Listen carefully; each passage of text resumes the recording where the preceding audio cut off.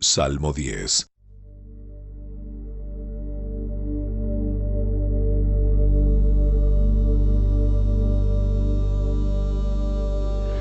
Oh Señor, ¿por qué permaneces tan distante?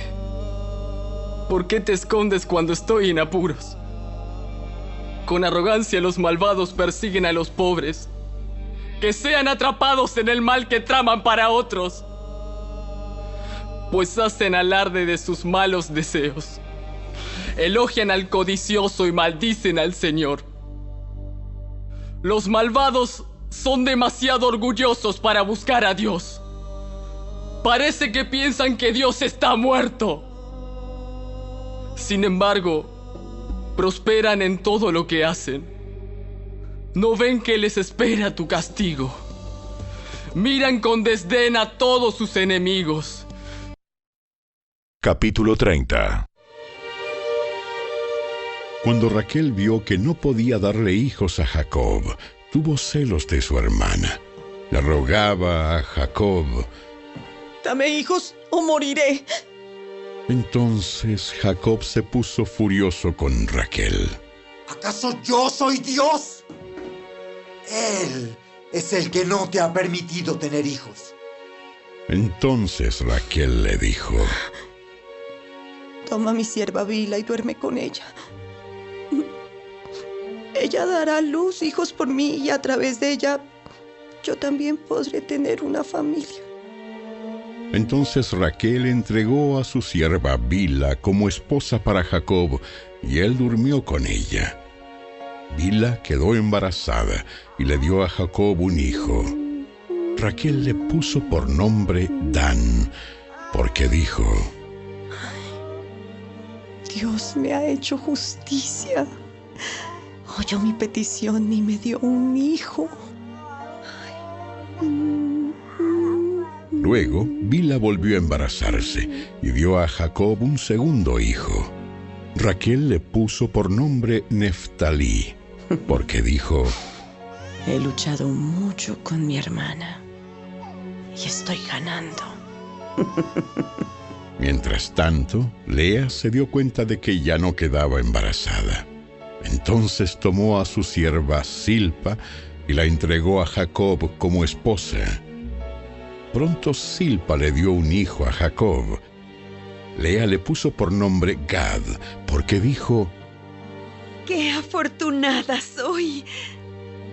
Entonces Silpa dio a Jacob un segundo hijo, y Lea le puso por nombre Aser, porque dijo: ¡Qué alegría que tengo! Ahora las demás mujeres celebrarán conmigo. Cierto día, durante la cosecha de trigo, Rubén encontró algunas mandrágoras que crecían en el campo y se las llevó a su madre, Lea. Raquel le suplicó a Lea: «Por favor, dame algunas de las mandrágoras que te trajo tu hijo». Respondió Lea con enojo: ¿No fue suficiente que me robaras a mi marido? ¿Ahora también te robarás las mandrágoras de mi hijo? Raquel contestó: Dejaré que Jacob duerma contigo esta noche. Sí, me das algunas mandrágoras. Así que, al atardecer, cuando Jacob regresaba de los campos, Lea salió a su encuentro. Debes venir a dormir conmigo esta noche. Pagué por ti con algunas mandrágoras que encontró mi hijo. Por lo tanto, esa noche él durmió con Lea. Y Dios contestó las oraciones de Lea, y ella volvió a quedar embarazada y dio a luz un quinto hijo a Jacob. Ella le puso por nombre Isacar, porque dijo: Dios me ha recompensado por haber dado a mi sierva como esposa a mi marido. Luego Lea quedó embarazada de nuevo y dio a luz un sexto hijo a Jacob. Le puso por nombre Zabulón, porque dijo: Dios me ha dado una buena recompensa. Ahora mi marido me tratará con respeto, porque le he dado 6 hijos. Más adelante, ella dio a luz una hija y le puso por nombre Dina. Después, Dios se acordó de la dificultad de Raquel y contestó sus oraciones permitiéndole tener hijos. Ella quedó embarazada y dio a luz un hijo. Dios ha quitado mi deshonra. Y le puso por nombre José, porque dijo: Que el Señor añada aún otro hijo a mi familia. Poco tiempo después de que Raquel dio a luz a José, Jacob le dijo a Labán: Por favor, libérame para que regrese a mi hogar, en mi propia tierra. Permíteme llevar a mis esposas y a mis hijos, porque me los he ganado sirviéndote a ti, y déjame ir. Tú sabes con cuánto esfuerzo he trabajado para ti. Respondió Labán: Por favor, escúchame. Me he enriquecido porque el Señor me ha bendecido por causa de ti. Dime cuánto te debo. Sea lo que fuere, yo te lo pagaré. Tú sabes con cuánto esfuerzo he trabajado para ti, y cómo tus rebaños y tus manadas han aumentado a mi cuidado. En verdad tenías muy poco antes de que yo llegara, pero tu riqueza aumentó enormemente. El Señor te ha bendecido mediante todo lo que he hecho. Pero, ¿y yo qué? ¿Cuándo podré comenzar a mantener a mi propia familia? ¿Qué salario quieres que te pague? No me des nada. Haz una sola cosa, y yo seguiré ocupándome de tus rebaños y cuidando de ellos.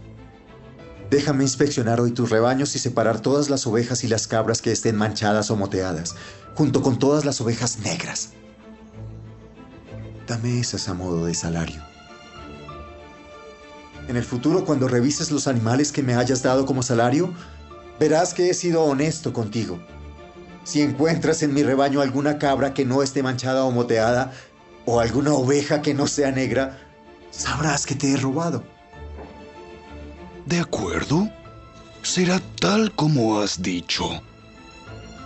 Ese mismo día, Labán salió y sacó los chivos rayados y moteados, todas las cabras manchadas y moteadas o que tuvieran manchas blancas, y todas las ovejas negras. Puso los animales al cuidado de sus propios hijos, quienes se los llevaron a una distancia de 3 días de camino del lugar donde estaba Jacob. Mientras tanto, Jacob se quedó y cuidó del resto del rebaño de Labán. Luego, Jacob tomó algunas ramas verdes de álamo, de almendro y de plátano oriental, y las peló quitándoles tiras de la corteza, de modo que quedaran con rayas blancas. Después puso esas ramas peladas en los bebederos donde los rebaños iban a tomar agua, porque era allí donde se apareaban. Y cuando se apareaban frente a las ramas peladas con rayas blancas, tenían crías rayadas, manchadas y moteadas. Jacob separaba esos corderos del rebaño de Labán. En la época de celo, los ponía frente a los animales de Labán que fueran rayados o negros. Así es como él aumentaba su propio rebaño en lugar de incrementar el de Labán. Cada vez que las hembras más fuertes estaban listas para aparearse, Jacob ponía las ramas peladas en los bebederos frente a ellas. Entonces se apareaban frente a las ramas. Pero no lo hacía con las hembras más débiles, de modo que los animales más débiles pertenecían a Labán y los más fuertes a Jacob. Como resultado, Jacob se hizo muy rico, con grandes rebaños de ovejas y cabras, ciervas y ciervos, y muchos camellos y burros.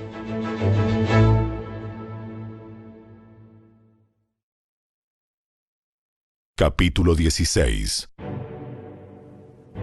Cierto día, los fariseos y saduceos se acercaron a Jesús para ponerlo a prueba, exigiéndole que les mostrara una señal milagrosa del cielo para demostrar su autoridad.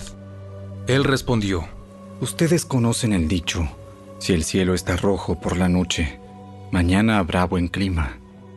Si el cielo está rojo por la mañana, habrá mal clima todo el día. Saben interpretar las señales del clima en los cielos pero no saben interpretar las señales de los tiempos. Solo una generación malvada y adúltera reclamaría una señal milagrosa. Pero la única señal que les daré es la del profeta Jonás. Luego Jesús los dejó y se fue. Más tarde, cuando ya habían cruzado al otro lado del lago, los discípulos descubrieron que se habían olvidado de llevar pan. ¡Atención! Tengan cuidado con la levadura de los fariseos y con la de los saduceos.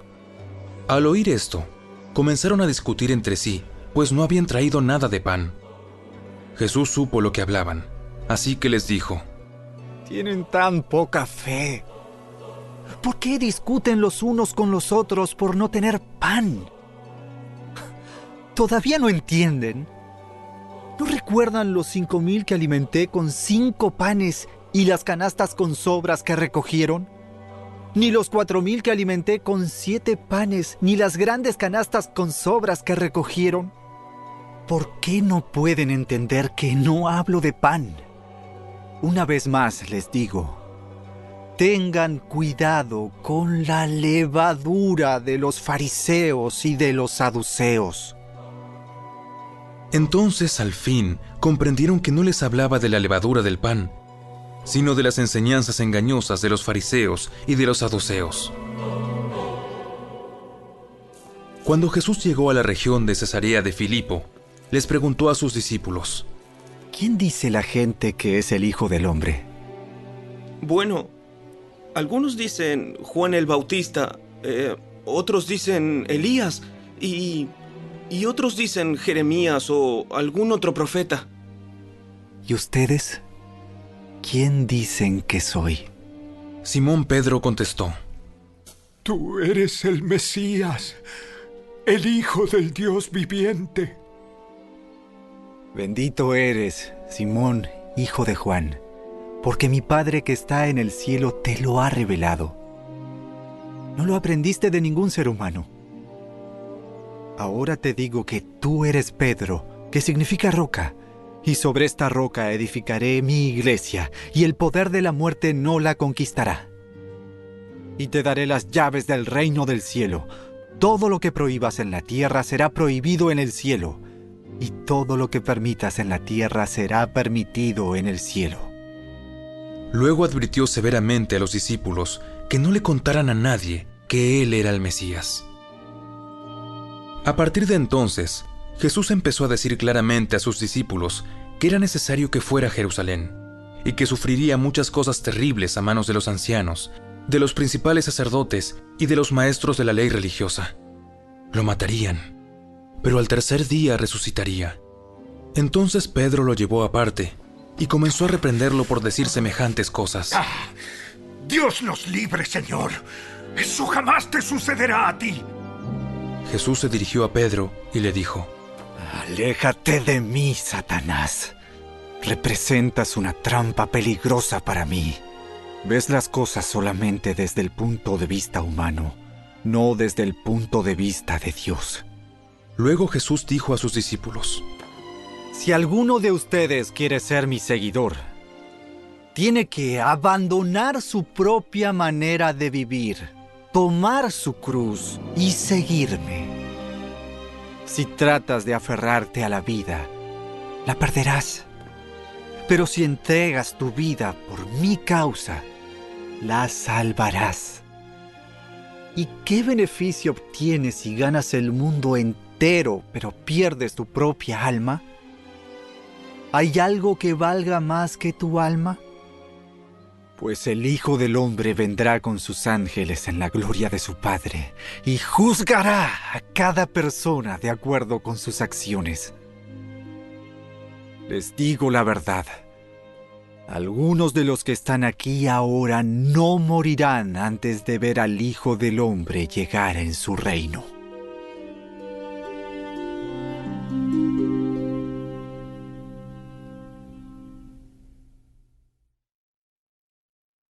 Capítulo 17. 6 días después, Jesús tomó a Pedro y a los 2 hermanos, Santiago y Juan, y los llevó a una montaña alta para estar a solas. Mientras los hombres observaban, la apariencia de Jesús se transformó a tal punto que la cara le brillaba como el sol y su ropa se volvió tan blanca como la luz. De repente, aparecieron Moisés y Elías y comenzaron a conversar con Jesús. Pedro exclamó: Señor, es maravilloso que estemos aquí. Si deseas, haré 3 enramadas como recordatorios. Una para ti, una para Moisés y la otra para Elías. No había terminado de hablar cuando una nube brillante los cubrió, y desde la nube una voz dijo: Este es mi Hijo muy amado, quien me da gran gozo. Escúchenlo a él. Los discípulos estaban aterrados y cayeron rostro en tierra. Entonces Jesús se les acercó y los tocó. Levántense, no tengan miedo. Cuando levantaron la vista, Moisés y Elías habían desaparecido y vieron solo a Jesús. Mientras descendían de la montaña, Jesús les ordenó: No le cuenten a nadie lo que han visto hasta que el Hijo del Hombre se haya levantado de los muertos. Luego sus discípulos le preguntaron: ¿Por qué los maestros de la ley religiosa insisten en que Elías debe regresar antes de que venga el Mesías? Es cierto que Elías viene primero, a fin de dejar todo preparado. Pero les digo, Elías ya vino, pero no fue reconocido, y ellos prefirieron maltratarlo. De la misma manera, también harán sufrir al Hijo del Hombre. Entonces los discípulos se dieron cuenta de que hablaba de Juan el Bautista. Al pie del monte les esperaba una gran multitud. Un hombre vino y se arrodilló delante de Jesús y le dijo: Señor, ten misericordia de mi hijo. Le dan ataques y sufre terriblemente. A menudo cae al fuego o al agua. Así que lo llevé a tus discípulos, pero no pudieron sanarla. Jesús dijo: Gente corrupta y sin fe. ¿Hasta cuándo tendré que estar con ustedes? ¿Hasta cuándo tendré que soportarlos? Tráiganme aquí al muchacho. Entonces Jesús reprendió al demonio, y el demonio salió del joven. A partir de ese momento, el muchacho estuvo bien. Más tarde, los discípulos le preguntaron a Jesús en privado: ¿Por qué nosotros no pudimos expulsar el demonio? Ustedes no tienen la fe suficiente. Les digo la verdad. Si tuvieran fe, aunque fuera tan pequeña como una semilla de mostaza, podrían decirle a esta montaña: muévete de aquí hasta allá, y la montaña se movería. Nada sería imposible. Luego, cuando volvieron a reunirse en Galilea, Jesús les dijo: El Hijo del Hombre será traicionado y entregado en manos de sus enemigos. Lo matarán, pero al tercer día se levantará de los muertos. Y los discípulos se llenaron de profundo dolor. Cuando llegaron a Capernaum, los cobradores del impuesto del templo se acercaron a Pedro y le preguntaron: ¿Tu maestro no paga el impuesto del templo? Sí, lo paga. Luego entró en la casa, pero antes de tener oportunidad de hablar, Jesús le preguntó: ¿Qué te parece, Pedro? ¿Los reyes cobran impuestos a su propia gente o a la gente que han conquistado? Se los cobran a los que han conquistado. Muy bien. Entonces, los ciudadanos quedan exentos. Sin embargo, no queremos que se ofendan. Así que desciende al lago y echa el anzuelo. Abre la boca del primer pez que saques y allí encontrarás una gran moneda de plata. Tómala y paga mi impuesto y el tuyo.